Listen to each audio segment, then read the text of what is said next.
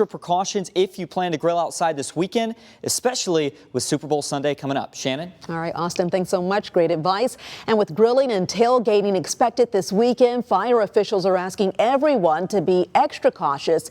Keep flames away from dry grass, never leave grills unattended, and avoid outdoor burning. Beaufort County investigators say that at least 9 homes were broken into in just 3 days. The crime's happening from Ladies Island all the way to St. Helena Island. In fact, one resident on Dockside Lane who asked us not to show his face says his home was ransacked. He believes the suspects used a crowbar to break into his home. Deputies say the thieves damaged property, stole items such as liquor, power tools, and guns. This victim says he's lucky most of his valuables were left behind. They got a half-gallon of Jim Beam double diamond black bourbon and a skill saw. This man says he's now adding cameras and motion sensor lights. If you have any information about this crime, you're asked to contact the investigators at the sheriff's office. Right now, the Chatham County Police Department is asking gun owners to make sure their firearms are locked in their cars. They say 6 firearms have been stolen from vehicles in the last 10 days in Chatham County. Most of the thefts happened on the west side of the county in unlocked vehicles. WJCL 22 News Investigates has obtained body camera video of the FBI's raid of a Fulton County elections office last week. I want you to remind you that, I guess, this is a criminal search warrant, and this location is kind of restricted at this point. The video shows confusion among officers and election staff over the search warrant presented by the FBI. County leaders say the agency seized 700 boxes of ballots from the 2020 election. The county is now demanding those ballots be returned. In Commitment 2026 news, South Carolina Policy Council conducting a poll of 1,200 registered voters, asking them who they would vote for in the race for South Carolina governor. The vast majority of the voters they questioned remain undecided. For Republicans, it was 43%. And for Democrats, that percentage is even greater at 67%. Among the Republicans, Representative Nancy Mace has 18%. Lieutenant Governor Pamela Yvette and Attorney General Alan Wilson are tied at 12%. Representative Ralph Norman, close behind at 11%. State Senator Josh Kimball is at 4%. Among the Democrats, State Representative Jermaine Johnson has 25% of the support. Attorney Mullins McLeod has 8%. The statewide primary is June 9th. In Lexington County, South Carolina, one person was killed, another hurt in a plane crash today. At approximately 9:34, we found an airplane in the woods behind us. It is a single engine airplane. It did have 2 occupants on board. Agencies were able to remove one person from the plane. They were taken to the hospital. Fire officials say one man died, and they've made contact with the families. Their identities have not yet been released. The FAA will investigate. We have new developments tonight in the search for Nancy Guthrie, the mother of Today Show anchor Savannah Guthrie. Authorities confirming that they are reviewing a new letter sent to a media outlet in Tucson nearly a week after she was last seen alive. ABC's Alex Stone has the latest. Tonight, the Pima County Sheriff's Department confirming it is aware of a new message regarding Nancy Guthrie. Sources telling ABC News a note was sent to a Tucson media outlet. Sources say it is being taken seriously by law enforcement. The department says investigators are actively inspecting the message for authenticity. It's unclear what's in the message, but moments after announcing it, investigators descending on Nancy Guthrie's home. It comes as a search enters day number 6 with no signs that Guthrie is alive, despite emotional pleas from her children now seen around the world. Our mom is our heart and our home. She is 84 years old. Her health, her heart is fragile. One of 2 deadlines in an unverified ransom note sent to news organizations came and went. The next deadline in that letter is quickly approaching. And if a transfer wasn't made, then I think a second demand was for next Monday. In Tucson, FBI hostage negotiators are standing by in case they're needed. For now, teams continue looking for evidence, and her neighbors wait for word. Just don't want to imagine what happened that night and what she might have felt at that moment.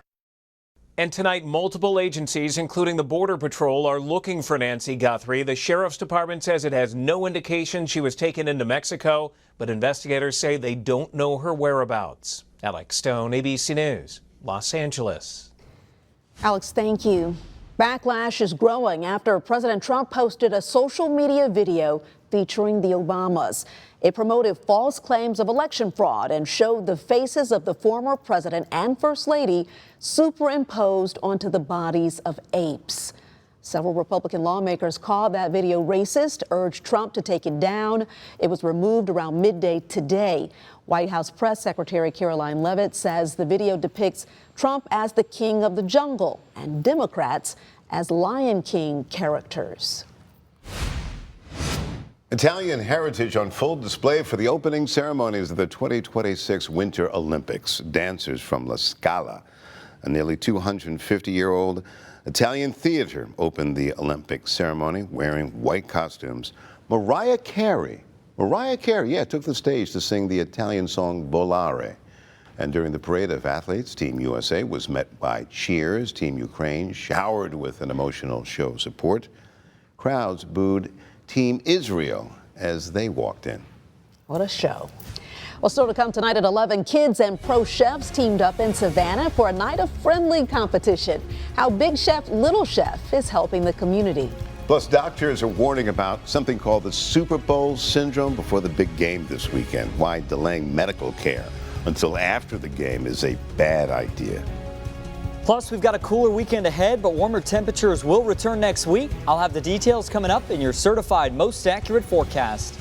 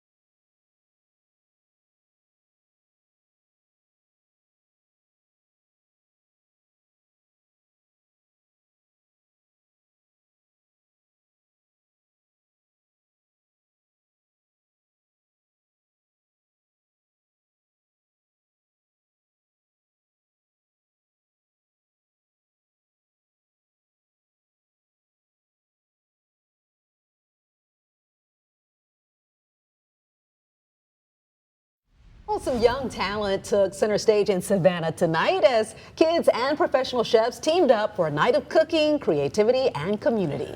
WJCL 22 News' Kirsten Maselka tells us how the annual Big Chef, Little Chef competition, love the play on words there, supports the Frank Callen Boys and Girls Club.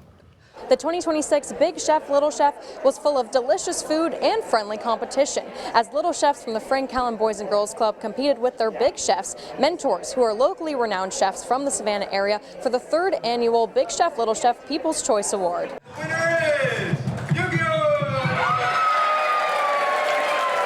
The blue team came out victorious Friday night, coached by Yu-Gi-Oh chef Michael Hanlon. For the 3rd annual Big Chef, Little Chef competition, each team was led by a renowned local chef, tasked with making appetizers of varied cuisines, from Spanish to Japanese to Italian. We're cooking a pastry. It's a tiny pastry with peppers and pesto. And then we're cooking risotto balls. Brandon Carter, the chef representing Savannah restaurant Flora and Fauna, trained the orange team. It's so fulfilling to have these kids and see kind of the light come on in their eyes about culinary or hospitality. The little chefs were kids from the Frank Callan Boys and Girls Club who hosted the fundraiser. For some, it was a chance to learn something new. The most fun part was probably learning to use a stove. For others, symbolic of a long-term goal. We always used to say, "Oh, Mom, that smelled good. How did you make it? Like, what did you make?"